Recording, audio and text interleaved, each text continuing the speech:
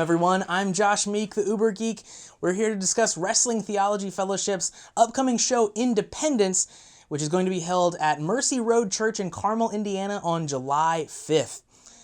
The first match to discuss features two women making their Wrestling Theology Fellowship debut. Sam Laterna, the Silver Siren, is scheduled to face Megan Myers, the Black Rose. Fans are no doubt excited to see what these two newcomers are all about, and a victory here will propel either woman forward into the blossoming women's division here at Wrestling Theology Fellowship. Certainly no love is lost between these next two competitors, Braden Lee and Cole Radrick. Last month at Unshakable, Braden Lee returned to action after an extended absence to face Cole Radrick, the man who put Braden on the shelf in the first place. Braden Lee had his hand raised at the end of that contest, and despite previously showing little remorse for Braden's injury, Cole Radrick showed signs of respect by offering a handshake after the match. That is, until Braden Lee rejected the handshake and viciously attacked Cole Radrick. Braden had seemingly snapped, and because of that action, Cole Radrick has requested a rematch at Independence against Braden Lee. This time, however, they'll face each other in a no-holds-barred match that is sure to push both men to their very limits. Oh, Cole, oh, Cole, oh, Cole, you had to know this was coming. You see, I took some time to listen to what you said before our match tonight, and you wanted to get personal. You left me no choice but to make this a personal issue. You wanted to wear your deceivingness, your ability to stab people in the back. You wanted to wear that like a badge of honor and then immediately flip it and be like, but poor me, I'm so sad I have to wake up thinking about everything that I've done. But the difference between me and you, Cole, is because I am the way that I am, I do everything up front. That's why after I pinned you clean in the ring, 1, 2, 3, I wasn't going to let you forget what you said to me. I wasn't going to let you forget that you chokeslammed me on the concrete floor when I had my one chance to become the #1 contender for the WTF Heavyweight Championship. You forget about that? I guess that goes to show that you're still willing to stab people in the back. Even somebody who had your back since day one, looked up to you like an older brother, but none of that meant anything to you because you're willing to do whatever it takes to get to the top. But you have to go through me first, Cole. See you next month. Check. 1, 2. Check. 1, 2. Braden Lee, you're an anomaly in professional wrestling. Braden Lee, you're something that nobody expected in professional wrestling. Somebody that had a great body. Somebody that had a great work ethic. Somebody that had a great attitude. But things change, and I get it, I run my mouth a lot, but that's something I've done since day one. That's something that a lot of people know about Cole Radrick, is he does really good with running his mouth. But I leave my stuff in the ring, Braden Lee. See, I could run my mouth over and over and over and over and over again, but I get in that ring and I prove it. And you see, you beat me. Tonight, you beat me. 1, 2, 3. And as much as I run my mouth, I am humble in victory and I'm humble in defeat. And I was going to shake your hand, and you did. And that was it, right? No. You had to hit me. You had to hit me. So here's what we're going to do. Next month, no carbs needed, Braden Lee. Wildheart, Cole Radrick. No disqualifications. Line them up, and I'm going to knock you down. The action rolls on as fan favorites, the Gym Nasty Boys, are scheduled to challenge for the Wrestling Theology Fellowship Tag Team Championships, facing the newly crowned champions, the team known as the Tribunal. Wrestling Theology Fellowship fans were familiar with the Walking Apocalypse Paragon, but last month at Unshakable, he brought along a partner in Jace Thorne, and a devious, underhanded manager in David Barnabas Spector. The trio proved championship material as they captured the Wrestling Theology Fellowship tag team titles from the Zubaz Express. This month, however, will they be able to defend their titles against the Gym Nasty Boys, a team that some would have predicted would have won the tag team tournament that crowned the inaugural champions had it not been for an unfortunately timed transportation issue. Yours truly, David Barnabas Spector, has scoured the globe looking for the absolute best in the world of professional wrestling to represent global entertainment brand Darkness Worldwide. And what you're looking at right here is the absolute best of the best. This is the Tribunal. This is the brand new WTF Tag Team Champions. Tell them, Paragon. Paragon made his debut at WTF back in December of 2018. And since then, Paragon assured, promised, and warned all of WTF management, either bring Paragon your best, an opportunity for championship, and he will show how they don't measure up. And since then, Paragon's been undefeated, unparalleled, unmatched, undisputed, and now Paragon is one half of your WTF Tag Team Champions. But Paragon didn't do it alone. No. Paragon had his brother Jay Storm at his side. Tell him, Jason. That's right.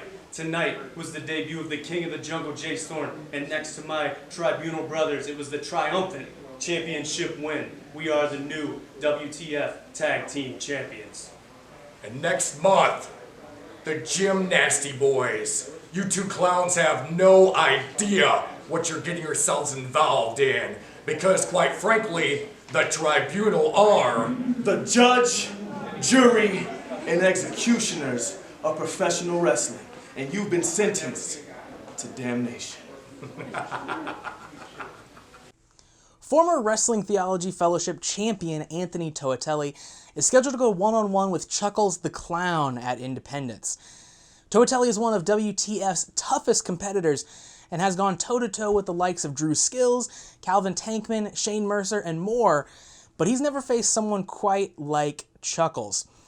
Now calling himself the Clown King, Chuckles is probably insane, definitely unhinged, and most certainly dangerous. At Independence, we find out if Mr. 5-Star Classic himself, Anthony Toatelli, can leave unscathed from his visit to Chuckles' Playhouse. What? Yeah. What? Yes.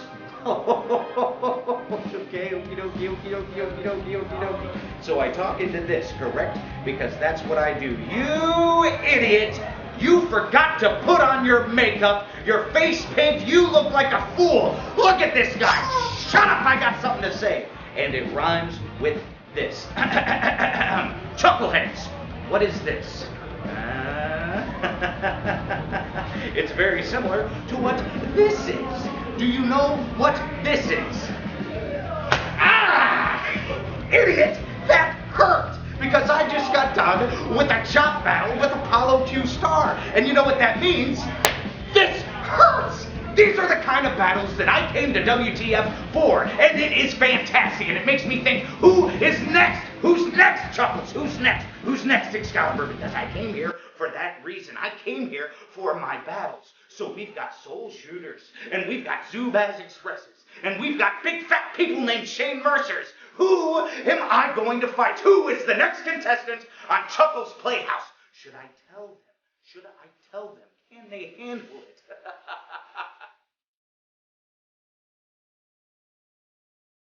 Simple.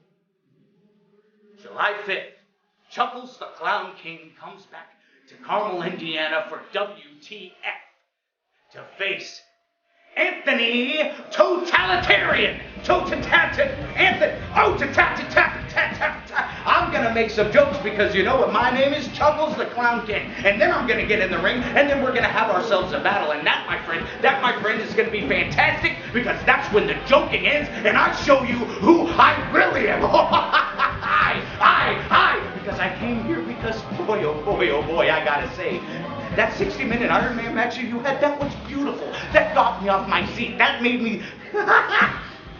I looked at that match and I said, oh dear God, I want to do things like that. I need to do things like that. But they're going to say, you're just a clown, Chuck. You're just a clown, Chuck. So how great is it going to be when not only can the Clown King keep up, but he beats you? How great will that be? Shh, you're giving it away, Chuckles. You're giving it away. Keep it simple. July 5th. Chuckles the Clown King versus Anthony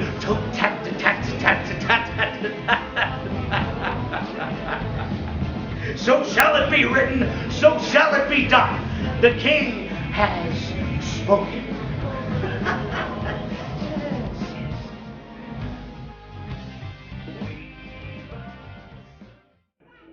Well, we're out here tonight, and next month, or not next month, next weekend is Father's Day.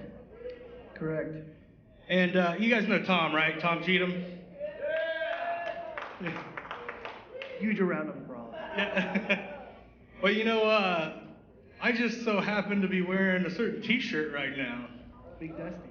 He's son of a plumber, and he's too sweet to be sour. But you also know this T-shirt here. I'm just gonna show you who I'm wearing. Dusty Rhodes, baby. Dusty Rhodes is the father of Cody Rhodes and Goldust, or Dustin Rhodes, who is now changing professional wrestling with AEW. So, in honor of Father's Day, I'm wearing my Stardust Dusty Rhodes shirt, baby. But also, I've got Tom here, and Tom is also a father. Now, he's not the father of Cody Rhodes. I don't think so. But he is the father of 3 teenage daughters. Correct. So, Tom, yes. Well, so I just want to ask you a couple questions, if you don't mind. This is therapeutic for me too. Yeah. So, yeah. I am not a father myself, and I don't know necessarily what that feeling feels like. So when you talk about your kids, like, you seem like you love them a lot, but do you love them as much as I love professional wrestling? Ooh, that's an interesting question. But yes, absolutely. When you're a father and you have a little daughter that's in your arms and this little thing that is totally responsible, you're totally responsible for this other human being. It's an overwhelming feeling of being able to provide and protect and be able to want all the good things and keep them away from all the bad things. And it's a challenge every day. Awesome. So tell me a little bit about being a father and what that means to you, really, in a more personal sense, and because you're with 3 girls. That's a lot for one guy. You're like the only guy in your house. And I'm the most emotional. So yes, but not only do I have to protect them from everything else in the world, which we know continues to get worse and worse, and bullies and everybody else, and men, and I have to worry about every man in the world times 3. So, but I'm all about just wanting the best for them and wanting to protect them and want everything good for them and trying to keep everything bad away from them. So, like, you would probably say that the love that you have for your kids is unshakable, maybe? Absolutely. Good tie-in. So, yeah, I was kind of thinking about this, and, as I knew that Father's Day is coming up, I wanted to bring you up here because you are a great father. I've witnessed it and seen it myself, even though you did take your daughter to a wrestling show that had thumbtacks in it. and she will never be the same. How old was she then? She's probably 6. 6 years old and seeing thumbtacks. And that was the first wrestling event she'd ever seen. So that was we were right in there. So anyway, so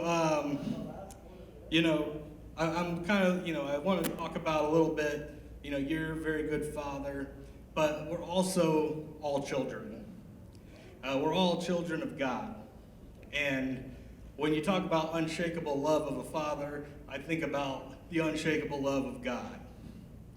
And, a couple of reasons why that is the case. And it's not the only ones, but these are the 3 top ones that I think. And I'm going to kind of cheat with my phone here, so don't judge me. But, he's got, his patience and kindness never runs out, With 3 daughters, how much patience do you have to have? And just to think about the amount of patience that our Father in heaven has for us, that every time we say, you know what, I'm gonna do better or whatever it is, he's just so patient. He's not bound by time. Yes. And just think he's got way more than 3 daughters. Yes. And and he's got sons like me and Brian and Joey and Sean. So, Lots of patience. Lots of patience. But anyway, I'll also say that you will never blow it enough to lose his love. You'll never screw up so much that he will stop loving you. That's what you call unshakable love, There's very few relationships that we have that can reach a point to be torn apart. A father and a mother, obviously, a family, you want to keep together. And there's hopefully never a decision that you'd ever make that would get away from that. But our Father in heaven, obviously, you cannot make a decision other than just not even know who he is that he's not going to be around with you. He's always with you. And even if you make that decision to not know who he is, that doesn't stop his love for you either. He still loves you. And that's the other thing, that third point that I think is really big is he lets you have that decision. He lets you make that decision whether you want to know him or not. Right. Whether, he loves you that much, and he will let you decide, do you want to have that conversation with him? Do you want to know him or not?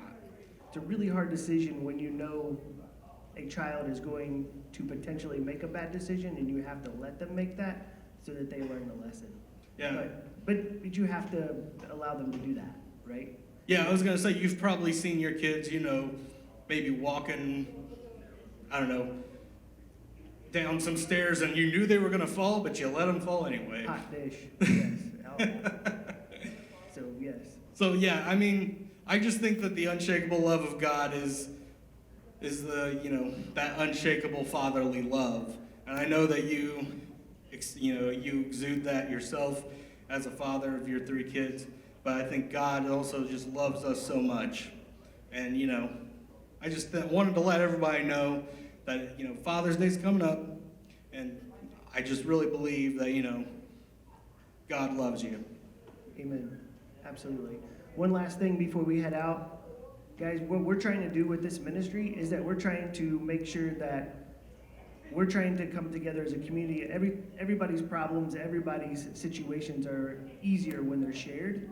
And there's a lot of people out there that don't have friends, that think this is niche, that they think that this is something that's weird. We want them to come out, and we want them to have a good time. We want you to have a good time, but we also want you to find somebody that you can be friends with. Everybody here has a shared interest. We all love wrestling. So if you're looking for friends, if you're looking for a community, man, we would love to be that for you. We'd love to be that for you. That's why we're here. So Yeah. Enjoy the rest of the night. We love you. I also, I want to kind of say, I have a challenge for everybody here tonight. I want everybody to be a part of our community in wrestling theology. And, I know that everybody here has one friend that is a wrestling fan. And I think that if you can meet this challenge for us, next month we're going to put on another show. Bring that one friend with you. And, bring them here. Let them see that this is not just some crazy Christian wrestling show. Let them see that it's a fun wrestling show. Because it is. That's what it is first and foremost. But wrestling theology is here to be the light in a dark business. We're here to tell people that they're loved, and we want to love on them. So bring your friends next month, and we really appreciate that you guys came out tonight.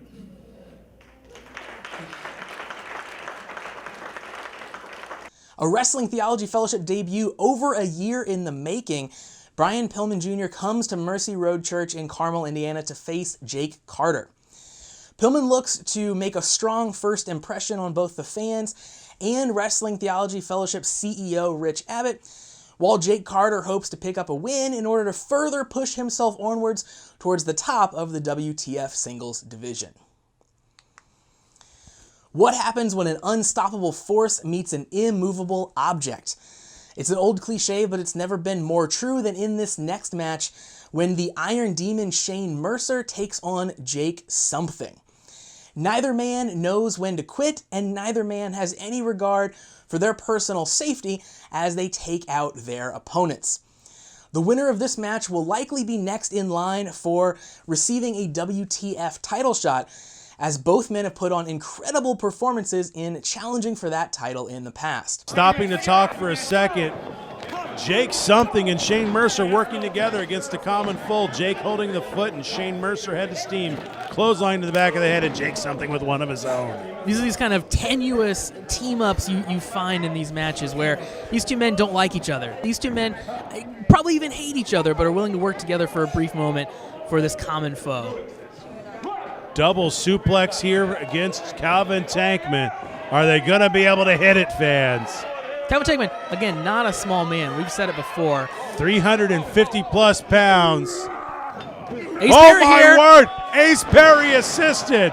That is unfortunately the thing that Ace Perry faces in this match. Obviously, he's a strong competitor, insane high flyer. He's simply outweighed by the rest of these men. An average of 100 pounds per competitor. Right you are. Salt and battery. Oh, no. Oh, my word. The backflip fall-away slam. Oh. And he hits it. He hits it. Jake Something here to throw Shane out. Otherwise, I think that would have been it. Jake Something going for the cover, but Shane Mercer, Calvin wherewithal, pulling Jake out. But Calvin Tankman getting the 3 count in the background. Calvin Tankman chooses his spot again, getting the pinfall off of Ace Perry, who had been put down by Shane Mercer. Ladies and gentlemen, I am here with the golden ticket, Jason Singh, and the Iron Demon, Shane Mercer, after a vicious fatal 4-way for the Wrestling Theology Fellowship Heavyweight Championship. Shane, we saw what happened. Yeah, we know what happened. And anybody who's watching this undoubtedly saw what happened. And what happened was Shane Mercer delivered a stellar, beautiful moonsault and battery to one real handsome Ace Perry. And what should have been the finale of the match was only a precursor to what would come. Calvin Tankman once again cutting corners. Meanwhile, at ringside, you and Jake Something slugging it out, and then he waited until you turned your back to give you a shot? What do you think about that? I think you already know the answer to that. But as far as you, Jake, I got something of my own in mind. How about that next date? Me and you are both here. Instead of waiting for contractual obligations to whoever we're going to face, how about this? Me and you, one-on-one. And if you want to know something, that something is me sticking my foot straight up your ass. Then you're going to see exactly what you started. Because I'm going to be the one to finish it. And then Calvin Tankman, I'm coming back for what's mine. All right, but I'll catch up with you in a second. The date for that show, of course, is July 5th. And what's going to happen, I don't like to be the guy that spoils things. I saw Endgame before everybody, didn't spoil it. But either way, what's going to happen in that is Shane Mercer is going to destroy Jake Something, and then we're going to roll out of here. We're going to go get some wings at Wings and Rings, and then we're going to go home, hang out with our girls, play some Red Dead Redemption 2. 'Cause that's what we do. Jake, it's up to you if you want to show up or not. I mean, after all, you are a TV guy. You've seen Shane Mercer on Sports Illustrated. You've seen Jake Something on Impact Wrestling. And on Friday, July 5th, you'll get to see the two of them clash at Wrestling Theology Presents Independence. And finally, our main event, which is going to be one for the record books. Last month at Unshakable, Drew Skills was finally successful in felling the giant that is Congo Kong. And in doing so, he earned himself an opportunity to challenge for any Wrestling Theology Fellowship title of his choosing. Wrestling Theology family, have a seat, let me tell you a little story. You see, when we started here, baby, I was the very first Wrestling Theology heavyweight champion. First ever. You know what, I gotta be honest with you, I don't think I even myself am happy and proud about the way I defended that title. I took a lot of shortcuts. Okay, so I decided I was going to start all over, baby. I was going to start from the bottom, and I did it. I was on that righteous path on my way back to the top. And you know what? Congo Kong derailed me. Congo Kong stopped my train and knocked me off the tracks. But you know what? Right here, after November, December, January, calling him out over and over again. I want you, Kong. I went through the whole village. And I got you in that ring tonight, and I got back on them tracks, and I beat you 1, 2, 3. Yeah, you earned that I beat you 1, 2, 3, and because of that, I get my shot at the title. And you know what? I started at the bottom, and I'm back at the top. I will be, again, the heavyweight champion. Calvin Tankman, I'm coming for you, baby. I was the first champion, and I'll be champion again. And this time I'm doing it for the people, and I'm going to do it righteous. Calvin Tankman, you are now rocking with the best. Let's go celebrate, baby. Woo! Skills has chosen to cash in that opportunity for a shot at the Wrestling Theology Fellowship champion himself, Calvin Tankman. Drew Skills is the first and longest reigning WTF champion, but Calvin Tankman has earned his nickname of Indestructible during his previous title defenses. Will Skills emerge victorious over Mr. Heavyweight Hustle Calvin Tankman himself, or will Tankman hold the Wrestling Theology Fellowship title high once again? We'll find out together Friday, July 5th at Mercy Road Church in Carmel, Indiana for Wrestling Theology Fellowship presents Independence.